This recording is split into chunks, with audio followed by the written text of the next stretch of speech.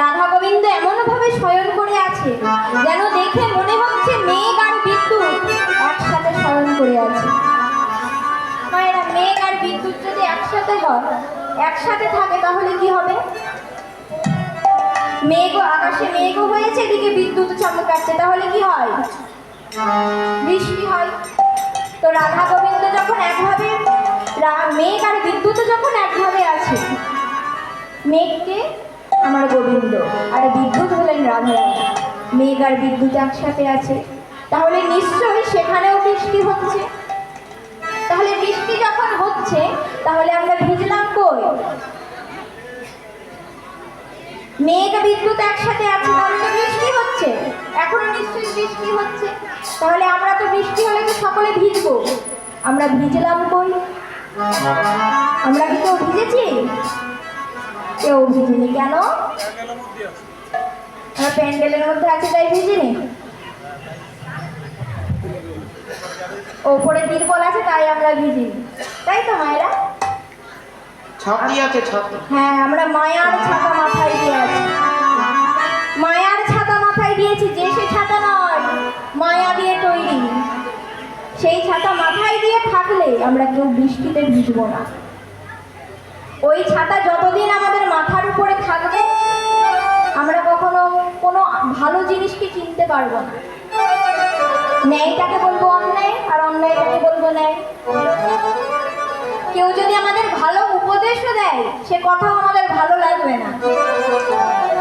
একদিন এক গুরুদেব আর তার শিষ্য দুজন মিলে এক জঙ্গলের মধ্যে দিয়ে ঢুকে যাচ্ছে। কিছু দূরে গিয়ে শিষ্য বলে, গুরুদেব ওই দেখুন, ওই ব্যক্তির অবস্থাটা দেখুন।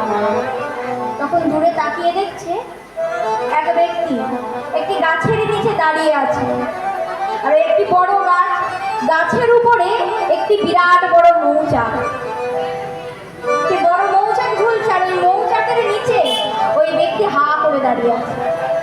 কেন বলুন তো দাঁড়িয়েছে? মৌচাকের নিচে দাঁড়িয়েছে হা করে। মৌচাক থেকে মধু পড়ছে, তো মৌচাক থেকে এক ফোঁটা দু ফোঁটা করে মধু পড়ছে, আর ওই ব্যক্তি মধুর লোভে মৌচাকের নিচে হা করে দাঁড়িয়ে আছে। আর ও শুধু দাঁড়িয়ে তো আছে, কিছু দূরে দেখছে একটি বিরাট বড় অজগর সাপ ধীর গতিতে ওর দিকে একটু একটু করে এগিয়ে আসছে। আর ওই মৌচাক থেকে একটা দুটো মৌমাছি আসছে, আর ওই ব্যক্তিকে কামড় দিয়ে দিয়ে চলে যাচ্ছে। তাও ওখান থেকে সরছে না, ওই যে মধু পড়ছে। তখন শিষ্য গুরুদেবকে বলছে, গুরুদেব আপনি ওর অবস্থা দেখছেন তো, আপনি কি ওকে বারণ করুন যে ওখান থেকে সরে যেতে। ও যে ওখানে দাঁড়িয়ে আছে, ওই যে অজগর সাপ আসছে, ও তোকে গিলে নেবে। আবার মৌমাছি শুধু কামড় দিচ্ছে, এত জ্বালা যন্ত্রণা, তাও কেন ওখানে দাঁড়িয়ে আছে, আপনি গিয়ে বারণ করুন।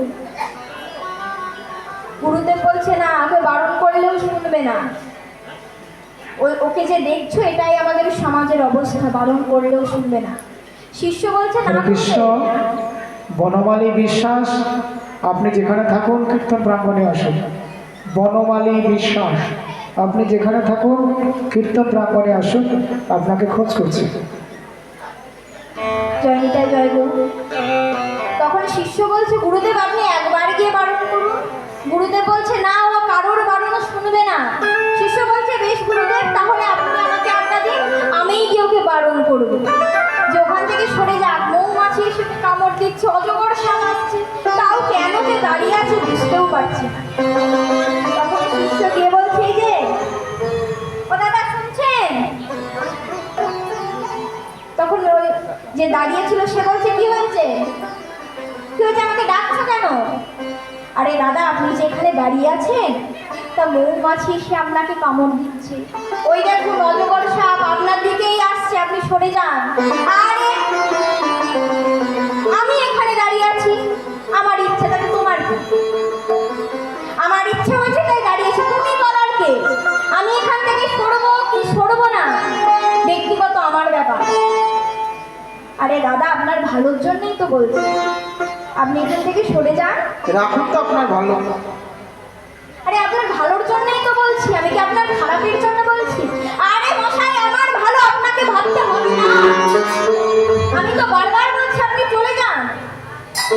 অজগর সাপ আসছে, ও আসলে আমার বিপদ হবে, মৌমাছি কামড় দিচ্ছে তাতে আমার ব্যথা হচ্ছে, আমার তো কিছু হচ্ছে না।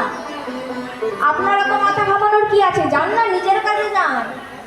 তো শিষ্য ফিরে এসে বলছে, গুরুদেব অনেক চেষ্টা করলাম, কথা শুনলো না।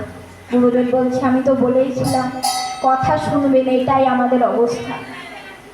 ওই যে মৌচাকের নিচে দাঁড়িয়ে আছি, শুধু ওই ব্যক্তি একা দাঁড়িয়ে নেই, আমরা সকলেই দাঁড়িয়ে আছি, আমরা সকলেই দাঁড়িয়ে আছি। আর ওই যে অজগর সাপ একটু একটু করে এগিয়ে আসছে, ওটা আমাদের শেষ পরিণতি।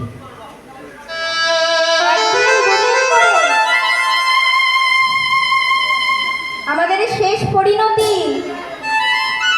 ওই সাপ যেদিন এগিয়ে আসবে, আমাদের ভিতর থেকে আমার গোবিন্দের অংশটুকু বেরিয়ে চলে যাবে, এই দেহের আর কোনো মূল্যই থাকবে না।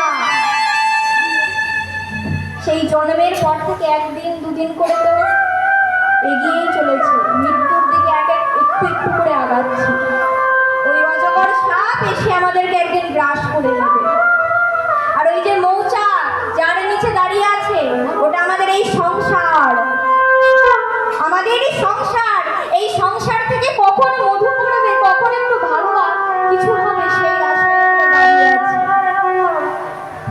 সংসারের সুখ শান্তি সমৃদ্ধি, তার লোভে আমরা নিচে হা করে দাঁড়িয়ে আছি। আর ওই মৌচাক থেকে মৌমাছি একটু একটু করে এসে আমাদের কামড় দিয়ে যাচ্ছে। ওই মৌমাছি অন্য কিছুই নয়, আমাদের এই সংসারের জ্বালা যন্ত্রণা। এত জ্বালা এত যন্ত্রণা, তাও আমরা এখান থেকে সরছি না কেন? আমাদের ওই মধুর লোভ, ওই সুখ শান্তির লোভে আমরা দাঁড়িয়ে আছি। আর এই সুখ শান্তির লোভে কত অকাজ কুকাজ করে বসেছি। মায়েরা বাবারা এখনো ভাবলেও অবাক লাগে, দেখলেও বড় কষ্ট হয়। সুখের জন্যে শান্তির জন্যে আমার গোবিন্দকে নিয়ে আমরা কত বাজে বাজে কাজ করছি, কত অকাজ কুকাজ। ট্রেনে বাসে ঘুরলেই দেখতে পাবেন একটি গামলার মধ্যে নিয়ে আমার গৌর সুন্দরকে, তার মধ্যে আমার গোবিন্দকে বসিয়ে ভিক্ষা করছে। হ্যাঁ, গৌর সুন্দর আমার গোবিন্দ ভিখারি। কিসের ভিখারি? প্রেমের ভিখারি, ভক্তির ভিখারি, ভালোবাসার ভিখারি, ওই টাকা পয়সার ভিখারি নয়। আমার গোবিন্দ রাজার ছেলে, সে 1 টাকা 2 টাকার জন্য ভিখারি নয়, সে ভক্তির ভিখারি, ভালোবাসার ভিখারি। সে হাত পেতে দাঁড়িয়ে আছে। নবদ্বীপে গেলে দেখা যাবে গৌর সুন্দর হাত পেতে দাঁড়িয়ে আছে, গোপাল হাত পেতে আছে। কিসের জন্যে? অন্তর জগতে আমাদের থেকে ভক্তি প্রেম ও ভালোবাসা নেওয়ার জন্য। আর বহির জগতে মায়ের কাছে হাত পেতে ক্ষীরস্বর নবনী চাইছে, যে মা আমাকে একটু ক্ষীরস্বর নবনী দ্বারা সেবা করবো। কিন্তু আমরা কি করছি? তাকে একটি গামলার মধ্যে বসিয়ে